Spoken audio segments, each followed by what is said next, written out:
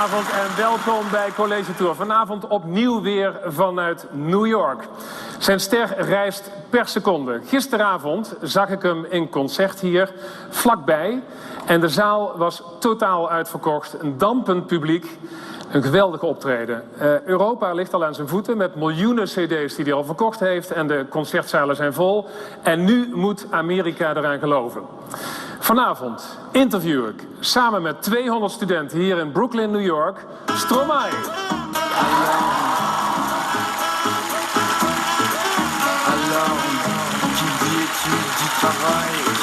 Taf, je te dis les thunes, qui dit argent, dit dépense, qui dit crédit, différence, qui dit dette, te dit lycée, lui dit assis dans la merde, qui dit amour, dit les gosses, dit toujours dit divorce, qui dit proche, te dit belle, car les problèmes ne viennent pas seuls, qui dit crise, te dit Welkom. Dank u. Welkom. Hallo allemaal. Ja, wat gaan we doen? Nederlands, Frans, Engels? Engels, ja. Engels, English? The best is French, of course. Yeah. English after and Dutch at the end. I'm sorry. Okay. Listen, I saw you yesterday in concert. Thank you for coming. Yes, and it was the best concert I've ever seen in New York City. And I was not the only one who thought that. Thank you. How was it for you playing in this great city? Je peux parler en français? Yep. Ok.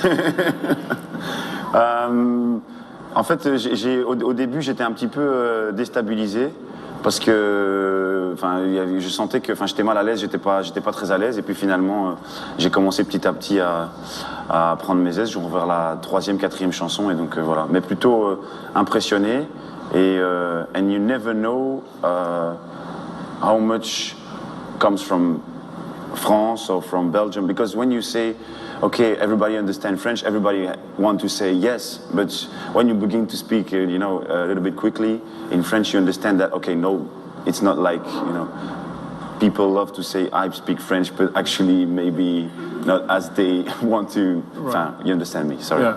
Let's have a look at a clip that we made. We talked to some people who were just coming in, okay. And just a couple of seconds of the concert. This is it.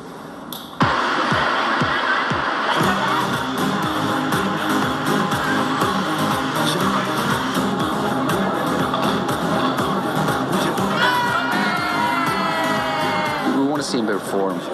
We're so excited. He's my favorite singer in all. I just love his shows. He's like beyond. He already has Germany, he has all the countries next to France and everything. I think if he can get the United States, that'll be very nice.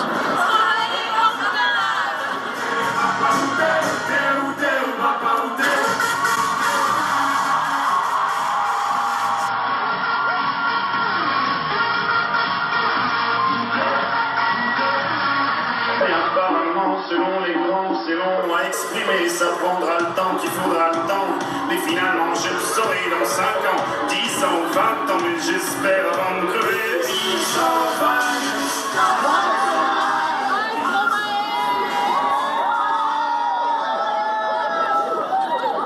Okay, this was yesterday evening. Your manager told me this is only the beginning. Next stop in New York will be Madison Square Garden. He loves to talk before we do stuff. No, but and it's actually I'm ambitious like him, and my dream, of course, is to perform in biggest venue, and but I don't want to. In French, we say ne pas vendre la peau de l'ours avant de l'avoir tué. So of course but we never know, and we don't want to do the Madison Square Garden just only for your ego. Of course, if you can. It has to be sold out. Just make a Madison Square Garden completely empty. It's not really interesting. But seriously, it is the ambition to go there. Yeah. Now, we have a full house here of people who want to talk to you. Mm-hmm. And strange things are happening. Because shortly before you arrived in this building, mm-hmm. somebody came here to us and asked us to relay a message to you from a very big pop star in New York City. Okay. And this person is a friend of hers, and he asked me to ask you if you want to come to her place, apartment, after your show tonight. And her name is Madonna. Okay.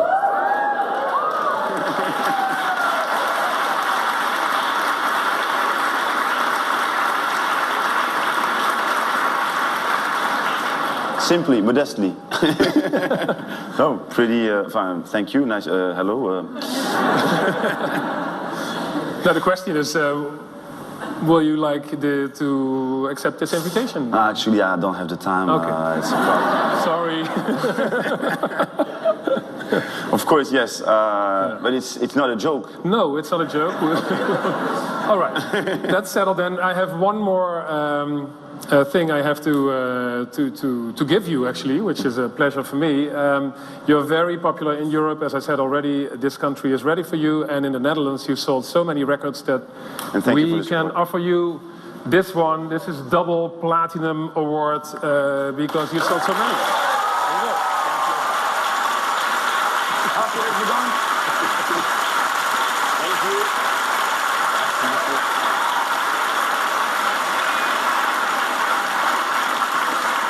Okay. I'm proud of it, but I just don't want to see my face just Put it somewhere. But thank you very much. Hartelijk bedankt en tot ziens. Okay. Questions, please. If you have a question, stand up. The microphone will come to you. And hi. I guess it may be hard for American people to understand French. So I was wondering if you ever considered writing a song in English just to make a better connection to English-speaking countries and perhaps to have a big hit here. Hello. Actually, I don't think it's the best way to be understood, to speak in English for me. I'm sure that English-speaking people want to have just sincerity, whatever the language actually. And I'm the most sincere in my own language. And I'm sure, even if you don't understand my language, I'm sure that you understand the emotions, the feelings, and the groove and everything. And I'm sure if I would just trying to sing in English, it would sound just fake or something. So I prefer to sing in French. You know, maybe one day, yeah, I will try it, but I'm so shy that I think I will take like 5 years or 10 years to have the right accent to sing, or maybe not, just to have the right accent and to be sincere.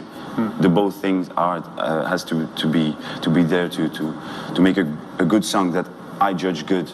we have a little clip of somebody who knows you very well, a DJ from Belgium, about your career. Let's have a look. Je komt in je leven een paar keer sterren tegen die echt charisma hebben. En hij heeft dat. Dit is Stromae. Tous les problèmes, alors on danse. Ja! Je hebt zo van die nummers die je voor de eerste keer hoort en meteen denkt van, hier moet ik op dansen.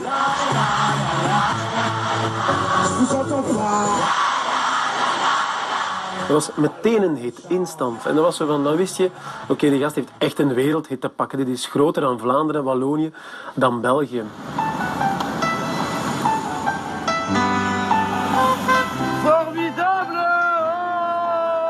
Bij Alors on Danse wist ik van, oké, leuke hit, nieuwe naam, plezant. Maar toen ik Formidable voor de eerste keer zag, toen ben ik echt blijven zitten kijken met mijn mond open van hoe geniaal kun je een nummer promoten, zorgen dat je strontzat in Brussel rondloopt, iedereen laten geloven van Stromae zit aan Lagerwal en dan zo'n nummer maken. En er waren dan vergelijkingen met bijvoorbeeld Jacques Brel en dat klopte ook helemaal. Als iemand de manier van muziek maken van Jacques Brel opnieuw heeft uitgevonden, dan wel Stromae.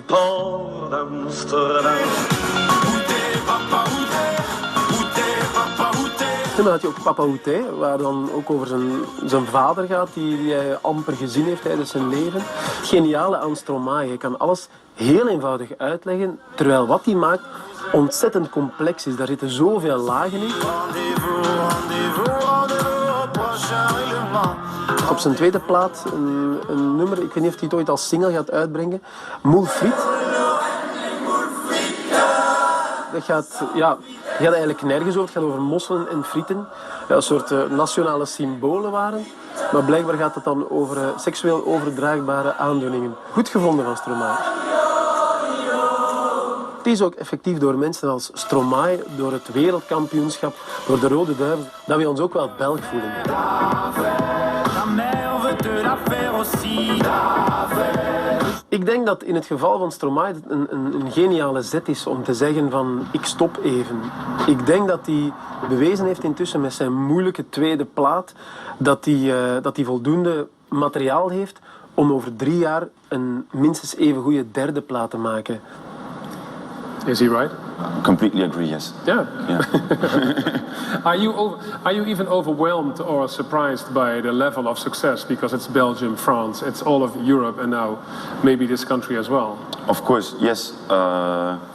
Maybe we were more surprised, to be honest, we were more surprised for the first album with Alors on danse, because at this time it wasn't possible for us to sing in French and be listened by non-French communities. Mm-hmm. Actually, just people learn you that, of course, it's not a problem of language, it's just we are making music, just making music, and it's about feelings and and you're just thinking that, okay, we are exactly making the same as they do when they are listening to my music, you know. In Belgium, we used to listen to English music that we don't understand at all, but it's not a problem. We are just wanna again, and it's okay, and it's enough just to sing, and it's enough. We feel just something, and it's enough. Yeah. Questions, please stand up. Here you go. So you say you're very shy and you're too anxious to perform in English, but yet it takes a lot of courage to be on a stage in front of so many people. So I was wondering, how do you prepare for that as a shy person? I think that everybody is shy. I just said, you know, on a certain point, like, it depends of it's not a problem for me to talk to you like this, but actually in the real life, I cannot talk to you like, you know, just have a conversation. It's really difficult for me. I don't know why. So if you would be alone with her, it would be... Exactly. Yeah? To have a conversation, like a long conversation, it's difficult, yeah, which is pretty weird, but I don't understand why, and that's exactly the difference between my manager and me. When we have meeting and stuff, he can have a conversation normally, easily, and for me it's like, and I cannot say anything. And when I'm on stage here, I can like talk, and you know, it's like, so I didn't answer to your question. What was the question? No, that was my question. Okay. Well, how do you prepare for big events like on stage? How do you transition? I jump. I'm trying to warm up my voice. Is it the right? Yeah. Mm-hmm. And kidding, yeah. Joking with my older band. Really bad joke, as we can do. As you can listen to during the concerts. So yeah, that's the only thing I do to prepare. So if you would step down this stage and you would be Paul van Haver again, it would be impossible for you to have a conversation. If Not you impossible. Well, difficult. Yeah, difficult. But if you are on stage and you're Stromae, then... I'm trying to do an effort now, and yeah. You're doing very well.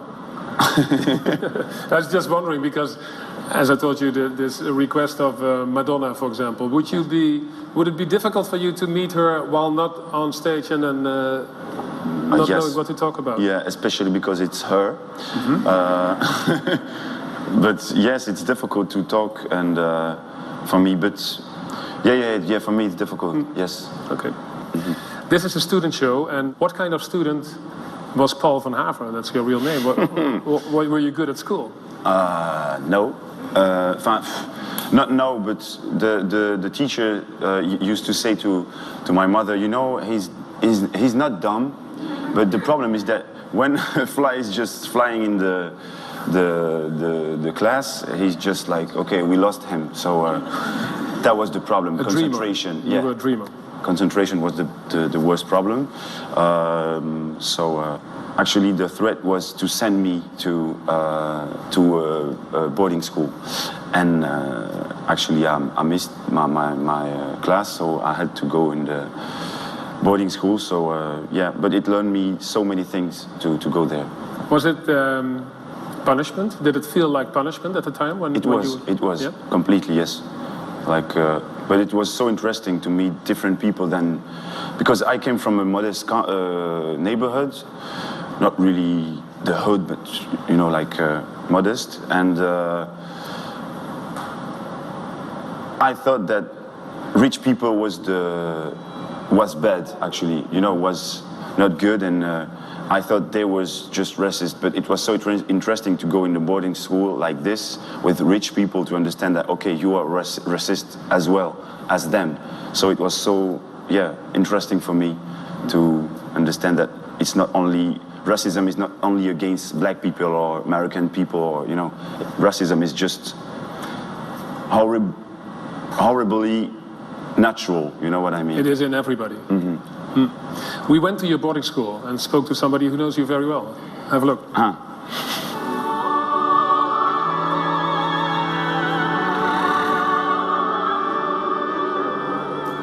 Il y a 75 ans, le collège tel qu'il existait était géré uniquement par des jésuites.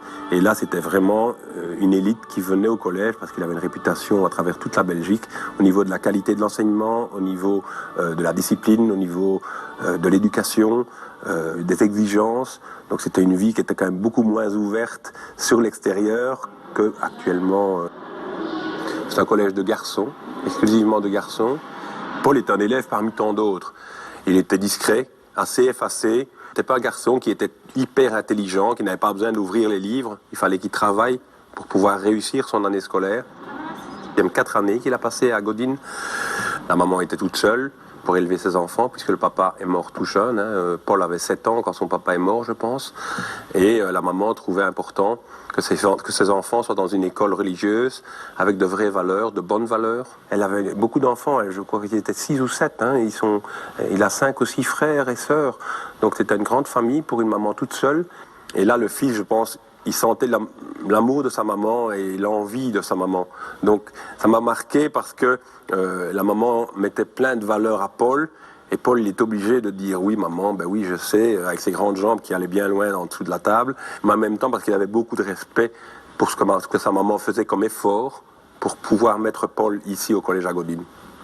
La grosse ambiguïté avec Paul, c'était 2 personnages très différents. Paul, c'est l'élève que vous connaissez, que vous voyez en études, qui n'attire pas l'attention, qui ne se fait pas remarquer. Et puis quand il y a des fêtes à l'école, quand il y a un moment où on fait une fête ici à Noël, où tous les internes sont rassemblés dans la grande salle, et chaque fois, dès le début, dès la 3e rénovée, on appelait les élèves qui voulaient monter sur scène, et Paul, là, il sortait. Donc, il s'exprimait, qui se libérait sur scène, qui était vraiment à l'aise devant un public, puisqu'il y avait 300 personnes devant lui, il y avait les 200 internes, et puis il y avait des parents, il y avait d'autres élèves externes qui venaient aussi. Et il était comme s'il était devant chez lui, devant sa famille, directement. Voilà. Bonjour Paul, je suis content de te faire une surprise, j'espère en tout cas que ce sera agréable pour toi. Je te demanderai simplement de continuer à garder ta gentillesse, ta simplicité, ta disponibilité. C'est vraiment remarquable et ça, je t'en remercie du fond du cœur. Uncomplicated and open, he says. That's how you should stay. Is that difficult in this business when so many people trying to having a piece of you? Because that's what's happening, I think. Yes, actually, sometimes it's difficult, but it's difficult to complain, actually. That's maybe the most difficult part, because you cannot complain, I guess, because you have the success, you have the attention that you wanted to have, so actually you cannot complain. But has Stromae, the persona Stromae, taken over Paul van Haar? It's so important in my life, but at the same time, that's my job, that's only my job, like everybody has. And even if the success is extraordinary or without the success, it's just a job. And it's difficult sometimes to keep that in your mind. And thanks to my family, to my friend, to my manager, to my A&R, my executive producer, it's important to never forget that it's just a job, and you have to have a rest, you have to take time with your family, you have to, otherwise you just become completely crazy. And you're not there yet, you're not crazy yet? I hope so. Okay, wait for the microphone, it's coming up. You said that you still see it as a job, and even though you are successful, I was wondering, how does it affect your creativity? Do you still feel that you can make your work as you want to do it, or that your success kind of make you want to adapt to the expectations people have of you? That's exactly, I don't know what's for the future, of course. For the 3rd album, I don't know yet, but for this, between the first and the second one, that was my biggest problem, of course, because you begin to think that you're making music for people, and I'm sorry to say that, but it's a selfish job, and I compose for me first. It's like 70% for me, 20% for my friend and family, entourage, and 10% for you. No, maybe more, like 20. No, but I have to be honest with this, because I'm not making music.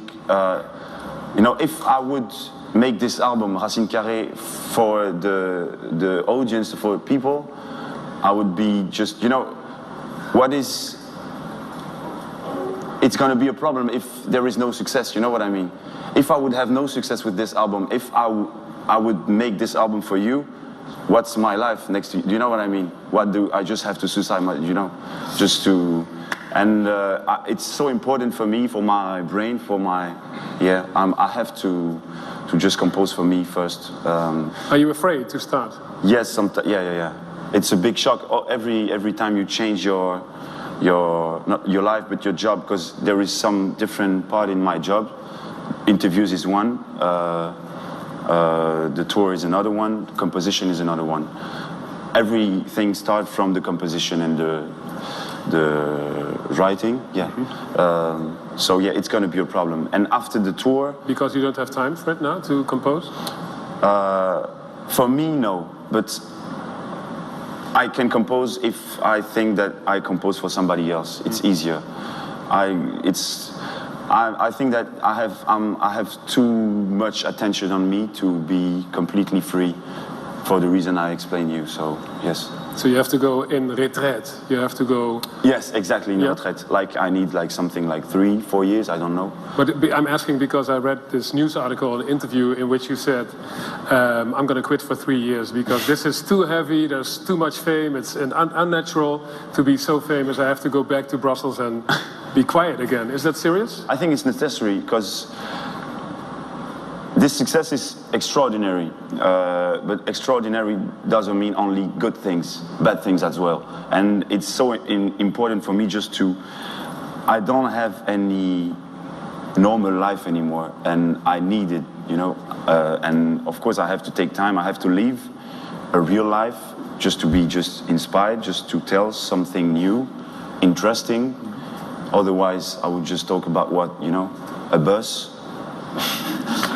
a tour bus or something. It's not really interesting. I want to talk about real life, and I want to live a real life. But no problem, everything is okay. You will be back in 3 years from now. Yes, and this is the last interview, and these are the last concerts. Yeah, and no. Okay. Over there, somebody was standing. Please stand up, the microphone can find you. Here you go. I was wondering, how did you have Rwandese roots? Can you tell me how Rwanda has influenced your style, if it has at all, of course? I used to say I'm 40% Rwandan and 60% Belgian or European or whatever. It's because I was born and raised in Brussels that I couldn't say yes, I'm African, and it's difficult to say, I don't know Rwanda, I don't know Rwanda as the country, as the place there. So it's just to be respectful for the country that I say this. I'm 40 and 60, but it's never too late, so I will go to Africa just to connect again, because I went there only 1 month. Over there. Your former mentor at your boarding school just told us during the clip that your mother had really high expectations of her children, and probably also of you. And do you feel like you're living up to her expectations, or did she have a totally different career path in mind? Yeah, the expectation he was talking about was more about school, of course. She just wanted me to succeed. She knew that I was the only moment I was concentrated on something was when I was drumming or, making music. So she knew that, okay, maybe it will be the only thing I could do. She always said to me, don't forget that music is good, okay, but, how many people can really live out the music, you know. It's a big, I'm lucky, so I know that, so... What did you tell her when she warned you for not making a salary out of it? I continue, not university, but the same, and I learn sound engineer at cinema school, and I finished my class, and I knew that with or without success, I would continue to compose next to my real job. Mm-hmm. Actually, I'm lucky and I can live out my passion, so I'm so happy and thank you because of you, actually. You did a talk at TEDx a couple of years ago, and also I saw these clips online in which you call lessons, mm-hmm. Lessons of music. Let's have a look at that.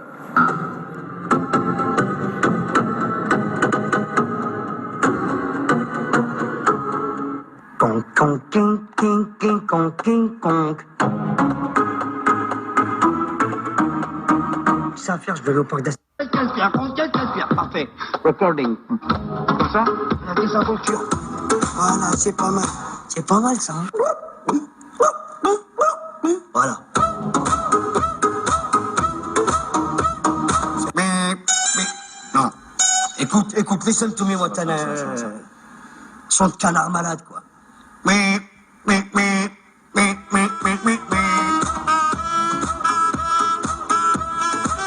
Alors on s'amuse, alors on s'amuse. Vas-y, balance. Alors on s'amuse, alors on s'extasie.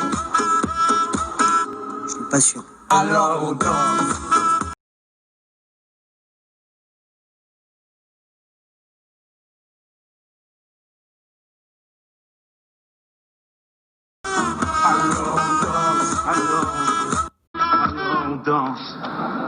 Simple. How difficult is it to make people, an audience, dance and sing? If it make me dance, it could make somebody else dance, and not only me actually. It make us dance. Okay. Where's the microphone? Alors Stromae, Paul, moi je suis belge. Bonjour, compatriote. Mon frère ici, il est belge aussi. Okay. Il étudie ici à New York. Et quand nous avons eu cette opportunité de te voir ici, nous avons pensé, mais oui, bien sûr. Merci. Mais qu'est-ce que nous voulons savoir, en fait, c'est que le fait que tu es vraiment un symbole belge pour la Belgique et que tu vas vraiment contre toutes les tendances dans les journaux, les tendances anti-belges, en fait. Nous voulons savoir pourquoi tu fais ça. I think there is no country, perfect country. And Belgium is not perfect. Maybe that's why I'm happy to was born there, to be born there, raised there. Actually, I don't want to be, and I'm not a symbol. If you think so, it's okay. But thank you for the compliment because I think it's a compliment. But why not actually? Because it's part of success. Is also that people recognize something in you that is typically for Belgium. Why do you not want to be that symbol? Ik ben Belg, hè? I won't say I'm not Belgian, of course, but I cannot speak in place of anybody. I'm me. It's the beginning of the big pretension. I'm pretentious, of course, because of, the proof is my job. But think that you can think in place of a country or 10% or whatever, 10 million or 1 billion. I cannot do that. So, but of course, I'm proud to come from Belgium, and you don't want to be the symbol or the flag of the country. No. But it's unavoidable in your case. I don't know if you have a say in it. Let's listen. We asked Di Rupo. We told him, well, we're going to interview Stromae in New York. Okay. I have a message for him. This is it. Okay. C'est une occasion pour exprimer ma fierté et celle de tous les Belges pour ce que tu fais. Notamment, tu as réussi à inspirer des gens de tous les âges et de toutes les classes de la société avec un message de tolérance, de respect multiculturel. Tu rends les gens heureux. Après la Belgique, la France, ce sont notamment les États-Unis, les Pays-Bas, qui découvre ton immense talent. Franchement, nous sommes très fiers pour toi. Comme tu le sais peut-être, j'ai offert ton album à Barack Obama au moment où il a visité la Belgique. Je ne doute pas que s'il a écouté, il est devenu fan automatiquement. J'ai juste un petit souci que je dois te confier. Tu le sais, je porte le nœud papillon depuis des décennies. Maintenant, avec ton arrivée, je suis détrôné, le roi des Belges du nœud papillon, c'est toi. Voilà, je m'y fais. Ce fut dur au début, mais voilà, maintenant je vis parfaitement en symbiose en numéro 2. Mon cher Paul, pour devenir sérieux, je te souhaite encore plein de succès.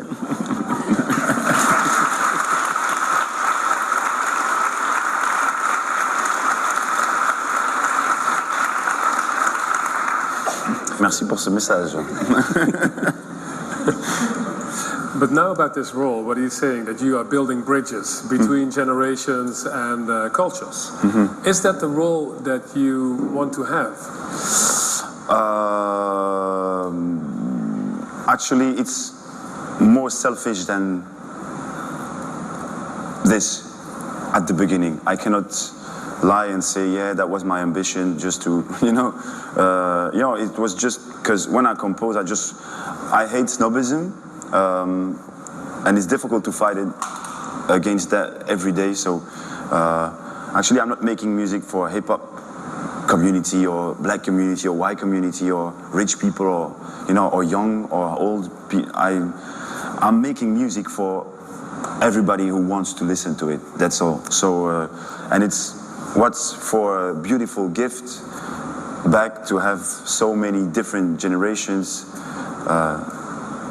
who are listen to my music. So that's one of the best compliment I can have. Like the youngest, like 5 years, who is singing Papa Ute, and an old man who is just like, and all the time they are so shy to say, yeah, I'm sorry because I'm too old to listen to your music. But no, you're not too old to listen to my music. You can listen to my music, of course. And I'm so proud to know that you like my music. Thank you so much. Here we go. Where's the microphone? In the back. Hi, Stromae. Hello. My name is Laura. I'm from Belgium. Okay. J'habite à Louvain, tout près de Bruxelles. But I had to come all the way to New York to meet you, so I'm very excited. No. Merci. And I'm actually also Rwandan, so you see, I like you for many, many reasons. My question was, do you see some singers or artists or people as an example or an inspiration for your music? Yes, dubbel lang genoten. Yes, Cesaria Evora for me is the face of dignity, and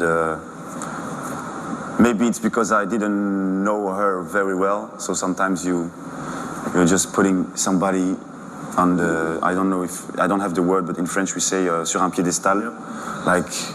And for me, she's the face of dignity. I saw her once performing here in New York City. Why are you? Because her influence is in your songs. You even are singing about her. What is it that triggered you most, listening the first time, hearing her voice and her music, that you thought, this is what I need as well in my songs? Something that I will never have, unfortunately. Force tranquille, we say in French. Tranquil power, I don't know how to translate. Quiet power or something like that. She's like no moving, just the only move she can do is like, that's her dance. Yeah. And it's so nice. I was crying when I saw her on stage one time, once, and I was so impressed and touched by. I was crying, and because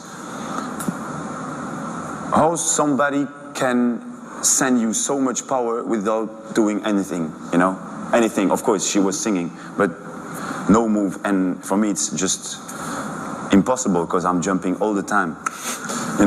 For me, entertainment is like jumping all the time. And I think that she was so right to just doing nothing and just give you emotions, feelings, just like, yeah. You were standing here, but I don't know where the microphone is. One of your biggest hits is Alors on Danse, which speaks about like this generation, 20-somethings. And there's a lot of criticism about this generation. Like we're narcissists, without ideals, is what a lot of people say. Do you agree with that?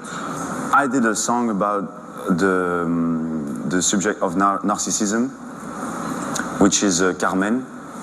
I just wanted to, because Carmen of Bizet, which is an opera song, was about love, and actually I just wanted to talk about the love in 2014, which is more love of you, of yourself, and I think I'm the worst example of this, so I cannot give you any advice. You know, I'm the extremism of narcissism, so I cannot say anything. Just maybe, yes, it's important to love yourself. I think it's important, but not too much. So please stop taking picture of yourself. No, but I have no advice. Of course, it's bad. I think every extremism is bad for you. That's the reason why I need to go back home for 3-4 years. Just, you know, just live normally. You have been talking about Rwanda. Your father was born there, and we had a Rwandan student, a Belgian Rwandan, in the hall. What happens when people don't care anymore is what happened there exactly 20 years ago with the genocide. And for the people who forgot what happened, this is what happened. 6 april 1994. Er wordt een vliegtuig neergeschoten boven Rwanda met daarin de president van Rwanda. En op dat moment breekt aan de grond een burgeroorlog uit. En daar zijn binnen 3 weken zijn daar naar schatting 800.000 mensen bij afgeslacht. Dus het was een hele bloederige afslachting van één bepaald bevolkingsdeel. De Belgische kolonisator heeft heel erg lang één bepaalde bevolkingsgroep voorgetrokken. Die kregen de belangrijke functies, de belangrijke overheidsfuncties. Dat waren de Hutus. Terwijl de Tutsis eigenlijk in de meerderheid waren, maar die waren kansloos binnen dat Belgische koloniale bestuur. En dat heeft uiteraard ontzettend veel kwaad bloed gezet. Die bom is gebarsten. Radio Milcolin is heel erg invloedrijk geweest in die oorlog. Het was een van de weinige mediums die mensen destijds ter beschikking hadden. En uitgerekend die radio heeft toen afschuwelijke oproepen 24 uur per dag gedaan om de kakkerlakken dood te maken. En die kakkerlakken die waren dan Tutsis.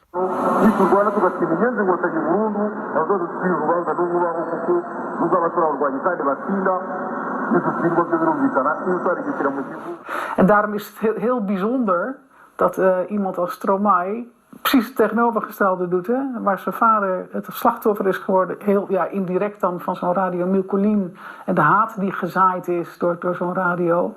Dat hij zo oproept tot eenheid en dat hij probeert tegengestelde groepen juist bij elkaar te brengen.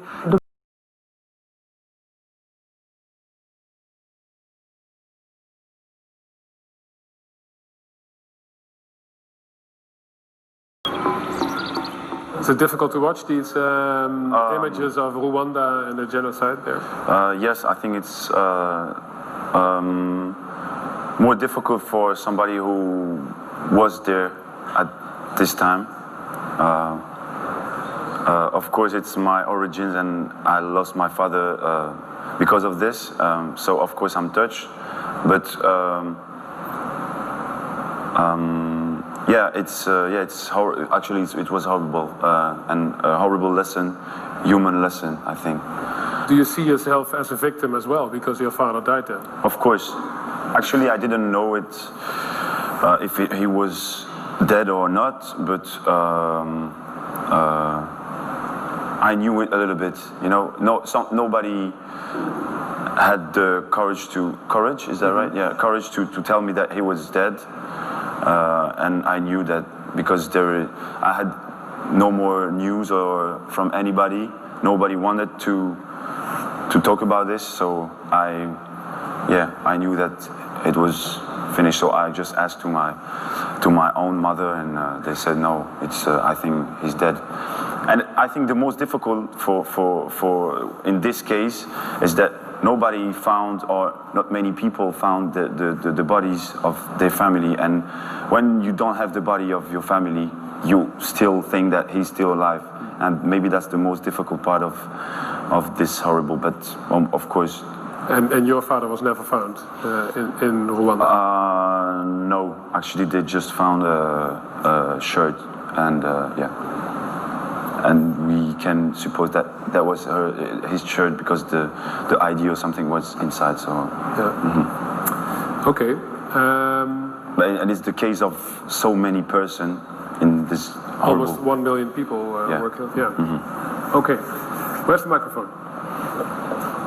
You talked a lot about Brussels throughout the show here, and I wanted to ask, apart from Le Moule Frites, what inspires you about Brussels and Belgium? To be honest, I was inspired by Serge Gainsbourg, because he did a song which was Annie aime les sucettes, and that's the inspiration of this song. It was a 16 years old singer who was singing this song, which is Lollipop. Annie loves lollipops. Mm-hmm. I just wanted to do the opposite of this song, actually, which is more about, okay, Polo, you just want to fuck every woman on the earth, but pay attention to your health. And unfortunately, Polo died at the end. I have to talk about une maladie sexuellement transmissible. Donc it was so obvious to talk about this. But why do you? So he has a message that you want to relay, apparently. So you want to give a message to the kids that are listening to your music. Save. That's the only way to go? Is that... That's the message of the song, yes. Yeah. I got that. Yeah. Yes.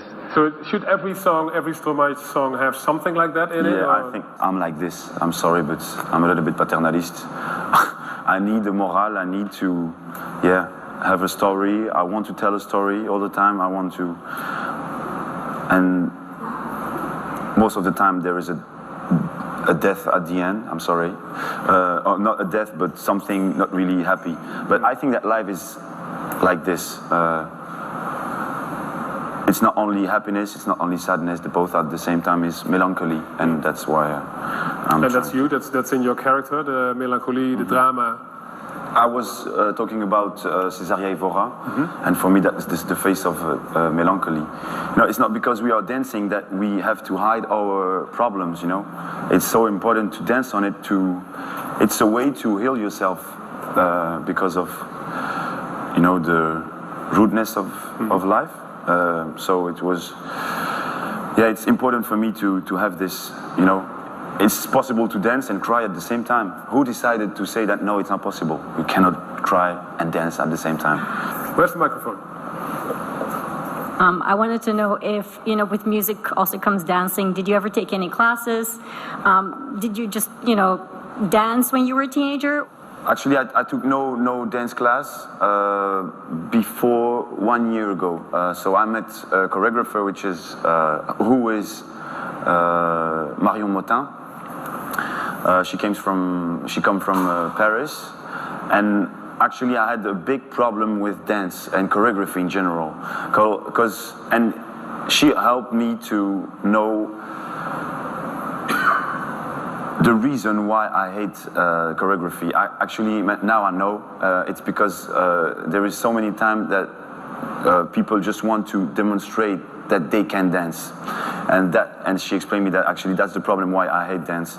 And we worked like one day, and she said to me like, okay, just feel free, just give to me what do you feel when you hear the song Papa Oute and stuff. And I was like, okay. So I was just, of course, I felt a little bit ridiculous, like okay, and it inspired a lot the choreography of Papa Oute. That's why and all the time I don't know why. And she was criticizing me because all the time I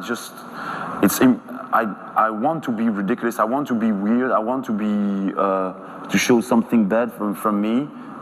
For the song of Cancer, I'm all the time like this, and this kind of movement, like I'm like an horrible insect. I don't know why.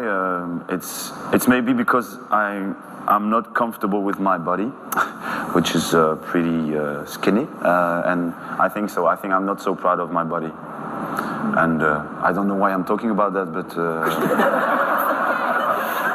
you can share. Here you go. Everyone knows you. How do you stay like down to earth? Make sure that you stay yourself. Actually, I'm not the right person to say you if I'm down to earth or not. I thought that stay down to earth was, you know, before I thought that stay down to earth was just to say yes for each picture that people ask you to do, to make. And now I understand that sometimes you have to say no, actually, because sometimes when the success is too huge and too extraordinary, you have to protect yourself and you have to have a rest, to have some holiday, like everybody has. Do you still enjoy it? Of course. Okay. But sometimes I'm so exhausted that it's not like you don't enjoy, but you know, it's when you're exhausted, you cannot enjoy anything, you know. And yeah, you have to take a rest, and sometimes you forget that, because I love so much working, and that's not good. Every extremism are dangerous. Work as well. It sounds like it's almost cannibalism, the fame, that it's eating you. Is that what is happening? And yes, exactly. And at the same time, it's difficult to complain, you know, because you asked for. How can you complain for this? So it's just a balance, a good balance that you have to keep. One more question here. How did your fame affect your relationship with your family and with your friends? I think that it's difficult for them, maybe more than me, because I asked for this. They didn't ask for this, and they don't have the choice to be the brother of, or to be the mother of. And I apologize all the time, because I'm not really proud to take so many places. Is that right? Oh yes, to take so many places sometimes, and maybe it's not the place to apologize about this here, but I'm not really proud of this. What is the best advice, based on the career you had now and the life you had now, you can give to the students here and people who are watching this at home?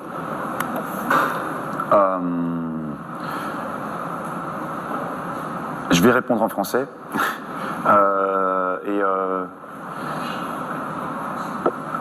C'est parce que, je vais encore focaliser sur le fait que vous avez parlé de carrière, etc. Alors que, je veux dire, j'ai fait 2 albums et on parle pas de carrière. Donc c'est pour ça qu'en plus j'ai encore moins de raisons de donner des conseils. Mais de toute façon, même si j'avais une plus longue carrière, j'aurais pas envie de donner de conseils, parce que qui je serais pour donner des conseils. Donc voilà, inutile phrase que je viens de vous dire. Ce que j'ai comme conseil à donner, c'est juste juste faire ce que vous avez envie de faire, en fait, c'est tout. Faire ce que vous avez envie de faire, c'est tout. Voilà. Stromae.